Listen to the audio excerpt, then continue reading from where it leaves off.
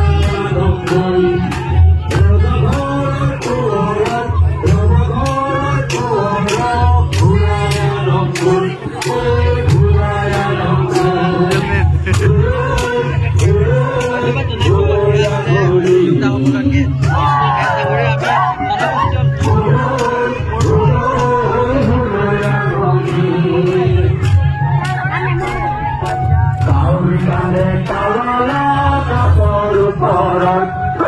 কাউৰী কান্দে কালালা গাছৰ ওপৰত ফুলাগা মেখেলা পিন্ধে ফুলাগা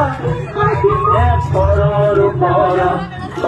ঘৰৰ ওপৰত ঘূৰৈ ঘূৰৈ ঘূৰৈ ৰাঙলী ঘূৰৈ ঘূৰৈ ঘূৰৈ ৰাঙলী ৰংজালি ৰঙেলি থিয়ানা দিলি ৰংজালি ৰঙেলি থিয়ানা দিলি দেলং দেলং সলা পিন্ধে দেলং দেলং সলা পিন্ধে খপা ডাঙিৰি ঐ খপা ডাঙিৰি ঘূৰৈ ঘূৰৈ ঘূৰৈ ৰাঙলী ঘূৰৈ ঘূৰৈ ঘূৰৈ ৰাঙলী কাউৰী কান্দে কালালা গাছৰ ওপৰত কাউৰী কান্দে কালালা গাছৰ ওপৰত ফুলাগা ঠিংখা পিন্ধে ফুলাগা ঠিংখা পিন্ধে পৰৰ ওপৰত ঐ পৰৰ ওপৰত ঘূৰৈ ঘূৰৈ ঘূৰৈ ৰাঙলী ঘূৰৈ ঘূৰৈ ঘূৰৈ ৰাঙলী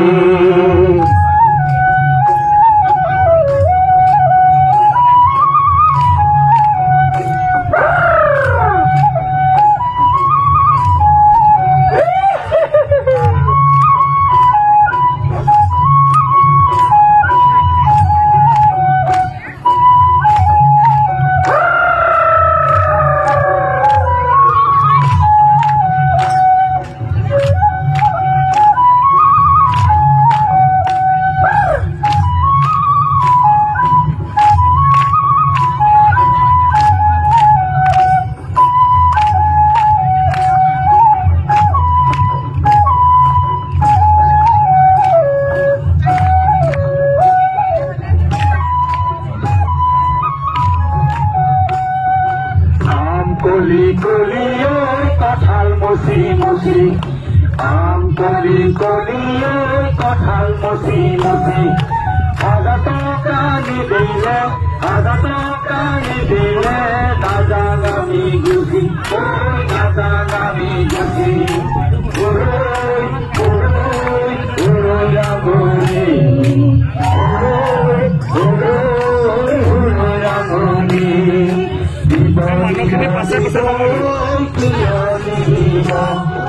দিব দিব দিব কিয় নিদিব একো নাদিলে মানে একো নাদিলে মানে হাজাৰ গুণা হ'ব ঐ হাজাৰ গুণা হ'ব ঘূৰৈ ঘূৰৈ ঘূৰৈ ৰাঙলী ঘূৰৈ ঘূৰৈ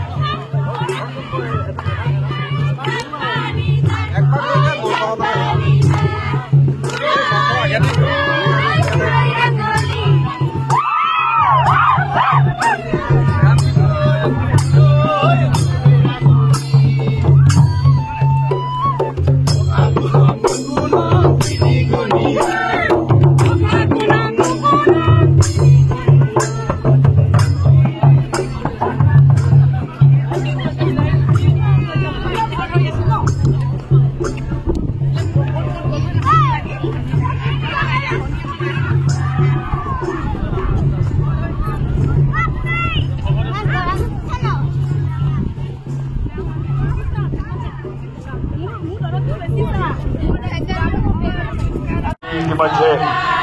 আমি পাইছোহি গতিকে আমি আমাৰ গোদামৰ দায়িত্বত থকা মানুহজনক আমাৰ মৃতকৰ ঘৰলৈ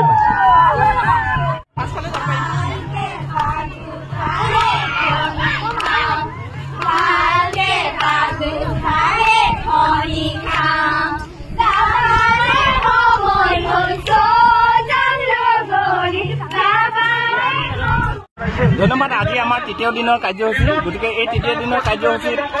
বিশেষকৈ আমাৰ প্ৰথমে আজি বাথু পূজা আৰম্ভ কৰি আমি আই পূজা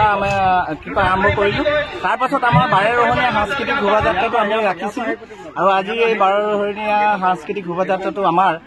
শ্ৰদ্ধাৰ আমাৰ জিলা উপায়ুক্ত বাইদেউ আমাৰ গীতালী বৰুৱা বাইদেৱে আমাক আহি উদ্বোধন কৰিলেহি আৰু তেখেতে আমাক যি মহানতা দেখুৱালে তাৰ কাৰণে আমি তেখেতলৈ ধন্যবাদ জ্ঞাপন কৰিছোঁ। আৰু ইয়াৰ পাছতে আমাৰ বিভিন্ন জিলাৰ পৰা আমাৰ কৃষ্টি দলসমূহ আহিছে। এই দলসমূহৰ যোগেদি আমি এতিয়া শোভাযাত্ৰাটো আৰম্ভ কৰিছোঁ। ইয়াৰ পাছতে আমাৰ যিহেতু আজি দিনজোৰা কাৰ্যসূচী আছে, আমি শোভাযাত্ৰাৰ পৰা ঘূৰি আহিয়ে আমাৰ যিসমূহ কৃষ্টি দল আছে সেই কৃষ্টি দলসমূহে আজি নিজা নিজা মানে কৃষ্টি প্ৰদৰ্শন কৰিব। তাৰ পাছত মুকলি সভা হ'ব। মুকলি সভাটো আমি বিশিষ্ট ব্যক্তিসকলক মাতিছোঁ, বিশিষ্ট ব্যক্তিসকল আহিব। তাৰ লগতে আমি আজি ইয়াৰ পাছতেই যিহেতু আমাৰ যেতিয়া মুকলি সভা শেষ হ'ব তাৰ পাছত আমাৰ সাজপাৰ প্ৰতিযোগিতাৰ উপৰিও আমি সাংস্কৃতিক সন্ধিয়া কাৰ্যসূচীও ৰাখিছোঁ। আমাৰ বিশেষভাৱে এই মেচ জনগোষ্ঠীটো যি কলা আছে, কৃষ্টি আছে, সংস্কৃতি আছে, ভাষা আছে, ধৰ্ম আছে, এইবিলাক আমি ইয়াৰ প্ৰদৰ্শনৰ যোগেদি পুনৰ চৰ্চা, বিকাশ, প্ৰকাশ আৰু সংবৰ্ধন সংৰক্ষণৰ কাৰণে এটা প্ৰচেষ্টা চলাবলৈ চেষ্টা কৰিছোঁ, যাতে বৃহৎ অসমীয়া জাতিটোৰ মানে যি বাৰেৰহণীয়া সংস্কৃতি আৰু যি অসমীয়া জাতিৰ চিনাকি, সেই চিনাকিত মেচসকলেও যাতে এটা অংশীদাৰী শক্তিশালী ভূমিকা লৈ যাতে উজ্জীৱিত কৰিব পাৰে, অসমীয়া জাতিটোক আগবঢ়াই লৈ যাব পাৰে। কাৰণ এটা জাতি যদি কৃষ্টি সংস্কৃতি জীয়াই থাকে তেতিয়াহে সেই জাতিটো জীয়াই থাকিব, সেই জাতিৰ কৃষ্টি সংস্কৃতি গতিশীল হ'ব, জীৱন যাত্ৰা গতিশীল হ'ব। ঠিক তেনেকৈ ধৰণে বৃহৎ অসমীয়া জাতি বা ভাৰতীয় জাতিটো যেতিয়া মানে বাৰেৰহণীয়া হৈ থাকিব বুলি আমি আশা কৰিব পাৰোঁ। অনুষ্ঠান কালচাৰেল মানে অনুষ্ঠান যি অনুষ্ঠিত কৰা হৈছে আৰু সমূহ কৰ্মকৰ্তাসকলে যিমান কষ্ট সহকাৰে গোটেই অনুষ্ঠানটো সাফল্যমণ্ডিত কৰিবৰ কাৰণে তেওঁলোকে চেষ্টা চলাইছে। মই সকলোলৈ শুভেচ্ছা জ্ঞাপন কৰিছোঁ তথা যিসকল ৰাইজে ইয়াতে সহযোগ কৰিছে, বিভিন্ন ঠাইৰ পৰা আনি দূৰ দূৰণিৰ পৰা আহি তেওঁলোকে সহযোগ কৰিছে আৰু আপোনালোকেও যিহেতু আহি ইয়াতে অনুষ্ঠিত কাৰ্যসূচীত মানে আপোনালোকে সহযোগ কৰিছে, গতিকে সকলোলৈ মই শুভেচ্ছা জ্ঞাপন কৰিছোঁ।